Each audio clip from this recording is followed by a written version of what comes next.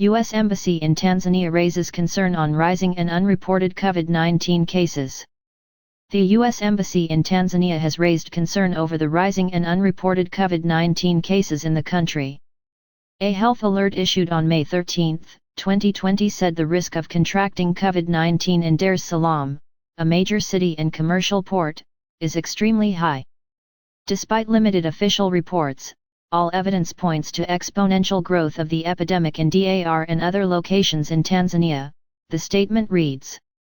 According to the American Embassy, the Tanzanian government has not released any data on COVID since April 29, so there is no current data on the number of people diagnosed with COVID-19 in the country.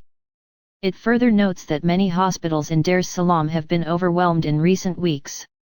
Limited hospital capacity throughout Tanzania could result in life-threatening delays for medical care, including for those with COVID-19, the embassy statement adds. They are also advised to substantially limit entry of people into their private homes except regular residents. U.S. citizens who remain in Tanzania should be prepared to remain abroad for an indefinite period.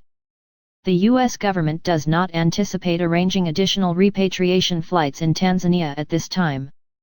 However, in the event that opportunity becomes available, we are asking you to let us know if you are interested in being contacted, the embassy said.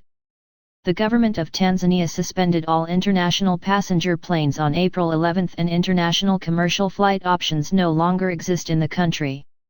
Several opposition leaders and activists in recent weeks have accused the government of failing to inform the public on the extent of the disease's outbreak and covering up the true number of fatalities. Videos purporting to show night burials in cemeteries and corpses wrapped in plastic body bags carried out of homes by men in full personal protective equipment, PPE, suits are shared widely on WhatsApp groups and social media, raising fears about the true extent of the crisis. Godbless Lima, MP of Arusha City constituency for Tanzania's main opposition party Chademia, told Al Jazeera he had also witnessed night burials being conducted by the government at the Njiro Cemetery. According to Lima, 2 bodies were buried there on April 13, 1 on April 14 and 13 more on April 18. Meanwhile, President John Magufuli has encouraged Tanzanians to continue gathering in places of worship and to put their faith in God to protect the country from the virus, while urging people to continue working.